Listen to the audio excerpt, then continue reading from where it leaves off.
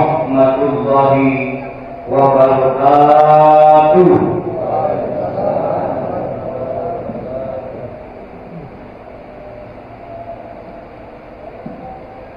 Alhamdulillahilladzi hadana li hadza wa ma kunna linahtadiya laula an hadana Allah. Asyhadu an la ilaha illallah wahdahu la syarika lah ikraman liman jahada wa kafar. Wa asyhadu anna Muhammadan abduhu wa rasuluh sayyidul khalaiq wal bashar. Allahumma shalli wa sallim ala hadzal nabiyil karim wa ala alihi wa ashabihi ajma'in. Amma ba'd.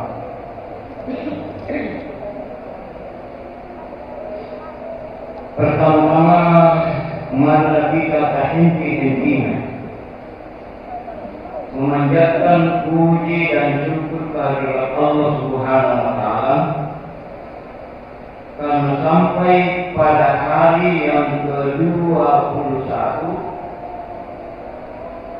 dari bulan suci Ramadan, Allah masih memberikan beberapa nikmat kepada kita sehingga mampu melaksanakan ibadah amaliyah Ramadan,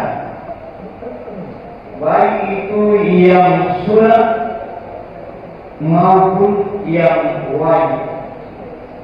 Mudah-mudahan Allah Subhanahu wa taala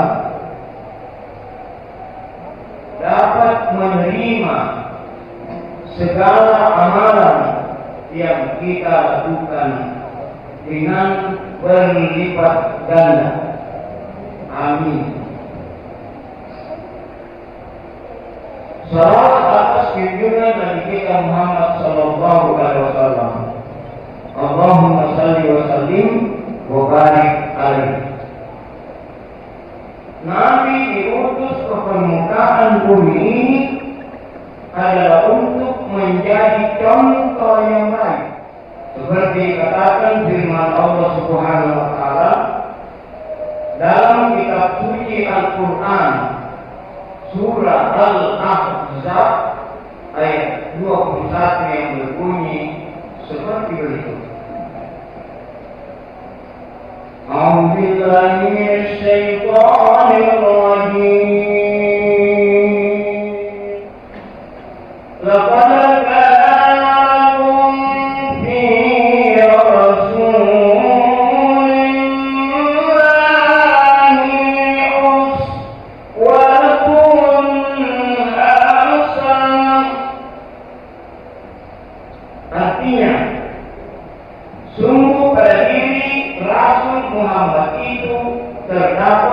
contoh yang baik. Mana contoh yang baik yang diberikan oleh Rasulullah? Saya ulangi ceramah Ustaz Mukammiluddin pada malam yang ke-19 yang lalu. Dia keluarkan hadisnya tentang pola makan Nabi Muhammad sallallahu alaihi wasallam, yang artinya Nabi itu dia tidak makan sebelum lapar, dan kalau makan berhenti sementean. Kenapa? Karena ini tempat yang dimasuki makanan harus dibagi tiga. Sebagian untuk makanan, nasi, lauk pauk dan lain sebagainya. Sebagian untuk air minum, dan sebagian untuk bernapas. itulah pola makan yang sehat. Bagaimana muatnya? Nah, kalau umat Nabi Muhammad SAW, kalau dia makan, maka formnya mandi. Iya. Bukan masika lompat jalan kote, tambah lagi darah 3 biji itu kalau ada. Pulang di rumah, selesai salat maghrib, namanya kalau butuh masih ngantuk. Kalian boleh kubur kaitan hijau, ada poin si tanah. Nampak minum segelas teh dan dicuci dengan kain putih kira-kira setengah gelas. Akhirnya di tempat sudah penuh sampai kerongkongan karena tadi makanan yang masuk itu sudah banyak memang. Tambah lagi teh dan air putih sampai di kerongkongan, tapi selalu bernapas. Akhirnya di masjid untuk salat tarawih, karena merasa tak boleh pemainnya. Apa soalnya? Oh, pemainnya. Paling tidak enak kalau kita kenyang, lantas imamnya itu lama-lama sujud. Kayak kita tumpai itu namanya dari kalau-kalau. Iya. Oleh sebab itu, maka kita mengambil contoh yang baik yang diterapkan oleh Nabi kita Muhammad SAW. Yang kedua, Nabi kalau salat berjamaah itu ayat yang dibaca pendek-pendek. Bahkan ayat yang dibawakan yang dihafal oleh jamaah. Jadi kalau keliru imamnya, itu jamaahnya bisa memperbaiki. Tapi pun lagu nanti punya sini keliru ini mau mengajarkan kata ibu jamaahnya anak apa lagi anak. Oleh sebab itu di depan imam ini ada 3 orang yang bertanggung jawab, yang dianggap mampu meluruskan imam kalau imam itu keliru. Dan saya titip pesan kepada jamaah yang tidak mampu memperbaiki imam yang keliru, jangan lalu di belakangnya imam. Tapi saya lihat di sini kadang-kadang masih kosong, anak-anak yang disuruh maju itu pun tidak pakai contoh. Padahal sahabat dalam melaksanakan salat yang tidak pakai contoh itu hukumnya makruh. Hukumnya makruh. Apatah lagi kalau rambutnya di depan itu panjang, bisa saja rambut menghalangi sujud. Nah, untuk tidaknya kalau dia sujud itu bisa salatnya batal. Menurut Imam Syafi'i tidak usah banyak-banyak ini rambut, 1 lembar saja yang turun di dahi lantas di sujudi, kita sujud itu salatnya bisa. Oleh sebab itu mohon kepada jamaah pamannya dan anakku sekalian yang remaja, kalau rambutnya panjang pakailah songkok supaya rambut tidak menghalangi sujud. Nabi salat sendiri, mentang-mentang salat sendiri, pernah Nabi salat Ini salat malam. Aisyah bangun. Nabi masih salat. Kemudian Aisyah tidur, istrinya Nabi tidur. Lama kemudian dia bangun lagi. Nabi masih salat. Akhirnya salatnya itu nyambung dengan salat subuh.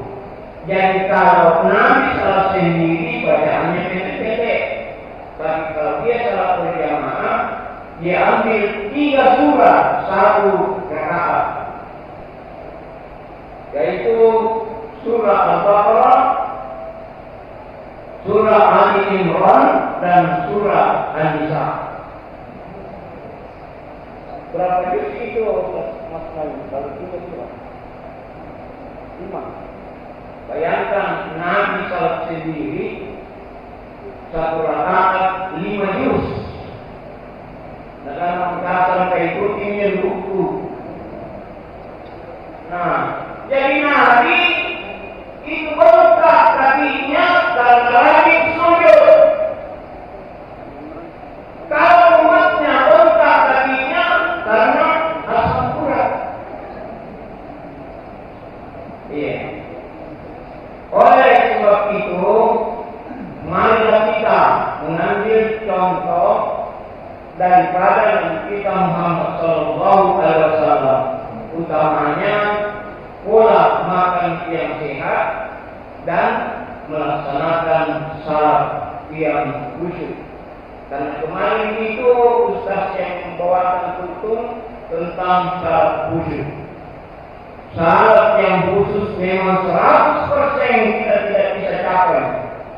Tapi menurut ulama ada 3 tempat yang tergabung di situ. Yang mana itu? Pertama, ketika kita melaksanakan takbiratul ihram, begitu diangkat tangan ini menghadap kiblat. Kemudian mengucapkan Allahu Akbar. Itu menurut ulama ini tidak boleh dicampur, harus bersih karena Allah. Ingatan itu kepada Allah. Disitulah kehusyukan salat kita yang pertama.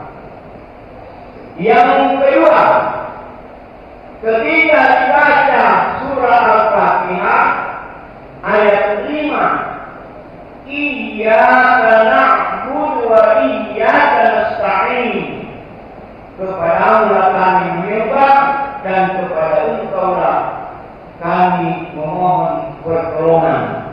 Ini juga tidak boleh dicampur-campur, khusus ingatannya kepada Allah Subhanahu wa Ta'ala. Jadi itu khusyuk yang kedua. Khusyuk yang ketiga, ketika duduk tahiyat sampai kepada bacaan Asyhadu an la ilaha illallah wa asyhadu anna Muhammadar Rasulullah. Justru dua kalimat syahadat ini yang lakukan dengan Arabi itu.